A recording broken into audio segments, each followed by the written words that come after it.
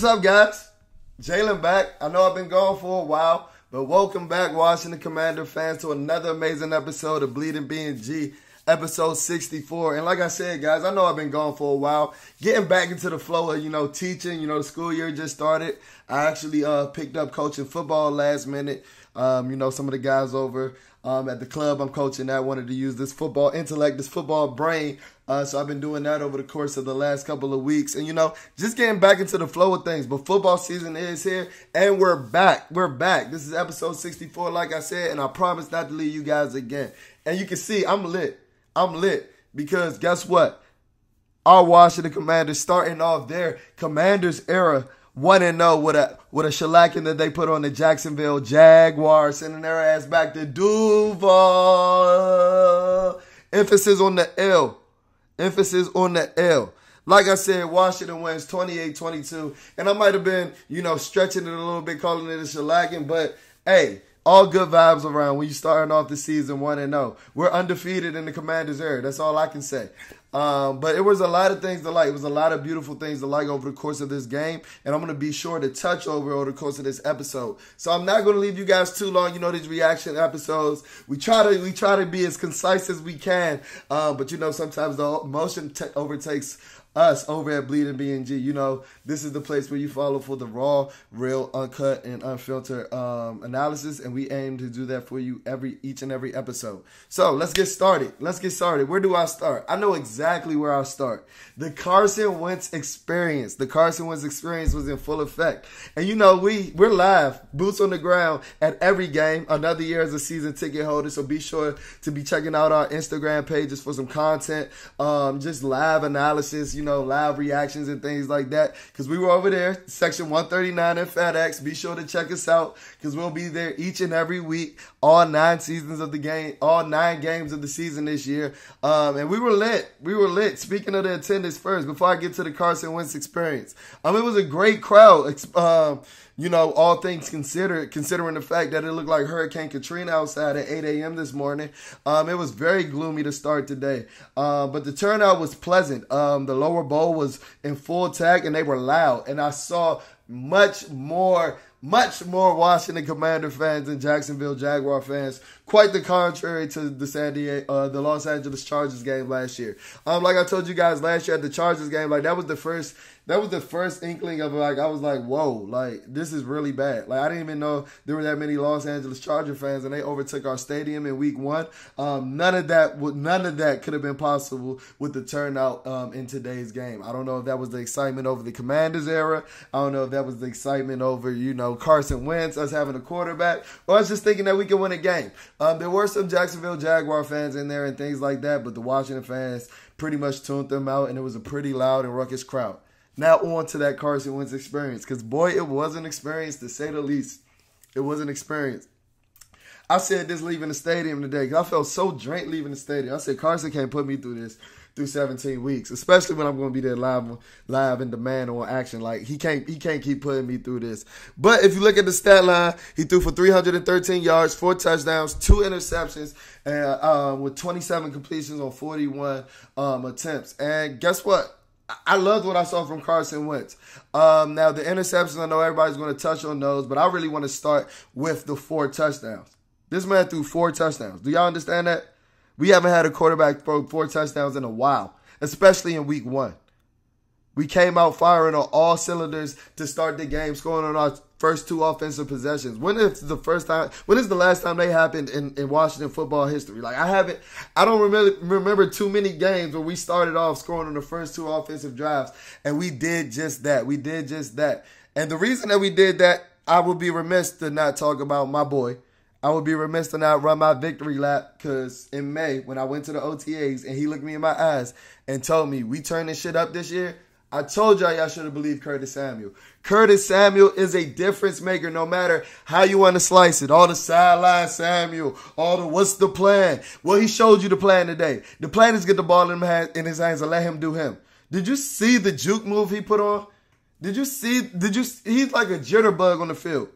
Curtis Samuel is a difference maker. You want to know why? Because he is a chain mover. He is the type of guy that's going to keep you in front of the sticks, whether that be a bubble screen, whether that be a quick pass, whether that be running the ball. We saw him take a couple of handoffs. I think he took 4 handoffs today for 17 carries, for an average of 4 yards per carry. He's a natural with the ball in his hands, and we saw it today. I found myself today even asking, like, man, what if we had that last year? Like, what if we had that last year? But we can't look back in the past. We can only just hold on to the future. And the future is looking bright for Curtis Samuel. He had 72 all-purpose yards, and Curtis was looking for him early. Carson was looking for him early and often, getting the ball in his hands. I think he had about 6 touches in the first quarter, or something crazy like that.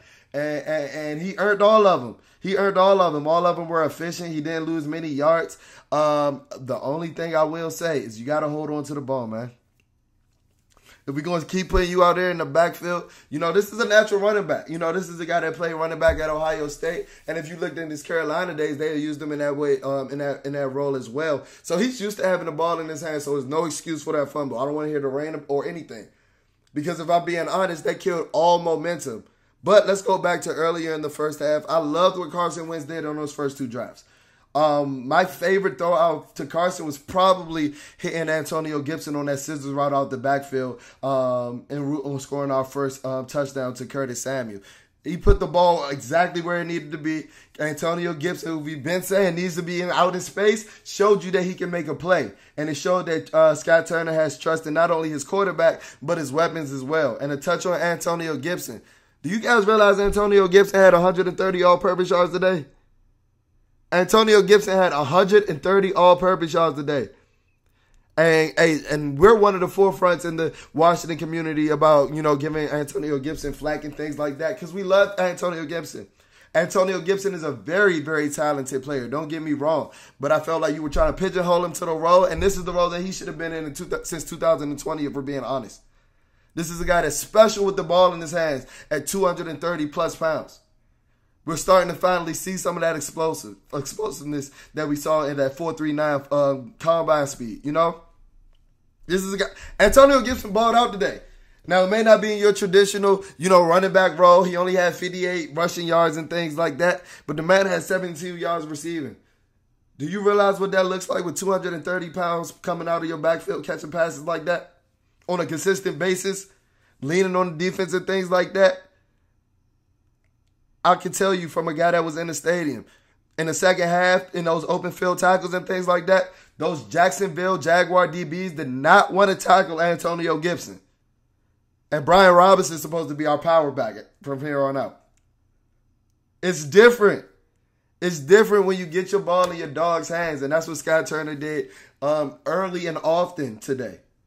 I think the only call that I didn't like in the first half entirely, in the entire first half, was the reverse to Jahan Dotson on your side of the field where you lost 10 yards. I'm never a big fan of reverses or big gadget plays like that on your side of the field and to lose 10 yards and things like that put you behind the sticks and things like that. But we were able to regroup and things like that, and we kept pushing.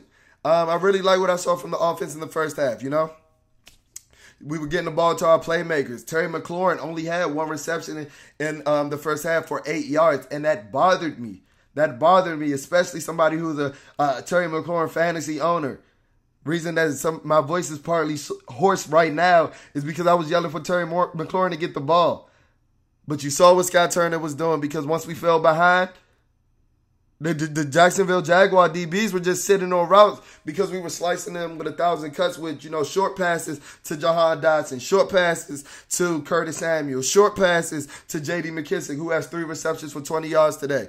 Curtis Samuel was a chain mover today. Logan Thomas was a chain mover today with 3 receptions for 45 yards in his first game in live action since November. I was honestly shocked to see Logan Thomas come back before Cole Turner. And it was a pleasant thing to see because in not much time, this is a guy that has been practicing for all of 2 weeks. And he didn't just jump right in the team. He didn't just jump right into 7-on-7. He was easing his way back. It seems like him and Carson have a great rapport. I know it's only 3 receptions for 45 yards, but that third down conversion where we're putting back inside of our 30-yard line in the fourth quarter, that was the biggest play of the game. where Carson hits Logan Thomas on our sideline. That was the biggest throw of the game. Stood tall in the pocket and delivered a strike, delivered a dime. Delivered a dime. That's the Carson, that's the good Carson Wentz, a part of that Carson Wentz experience. This is the reason why you went out and got this man. Now, I know we've been critical, so I don't want to be the guy that's all hindsight that we've been positive and things like that. But Carson made some $28 million throws today. He made some $28 million throws today. That throw to Terry McLaurin, the 50-yard touchdown, was a dot. Effortless.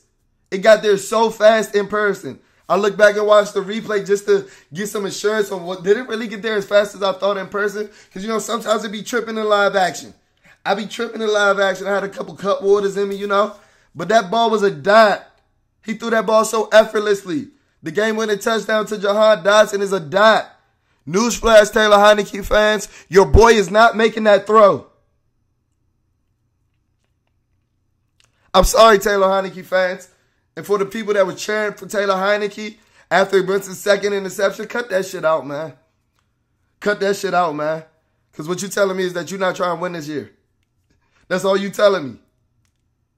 You can't tell me that Taylor Heineke is making that throw to Jahan Dotson to win the game. You can't tell me that Taylor Heineke is making that throw to Terry McLaurin to bring us within 2. You can't tell me. Yes, this man threw 2 interceptions. What was a hell of a play from Trayvon Walker, who was a dog. Trayvon Walker was whipping Sam Cosmi ass all day. That's what a number 1 pick does. They're good on the other side of the field as well. These are NFL players as well. And I was really impressed from what I saw from Jacksonville, especially in their front 7 today. Especially in the second half. They had some sneaky pass rushers. They had some very sneaky pass rushers.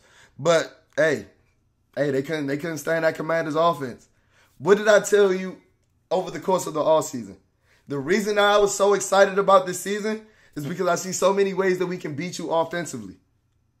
And that was before we started using Antonio Gibson in space. I just chalked that up as damn. We just pigeonholing him as a power back for a 3rd year.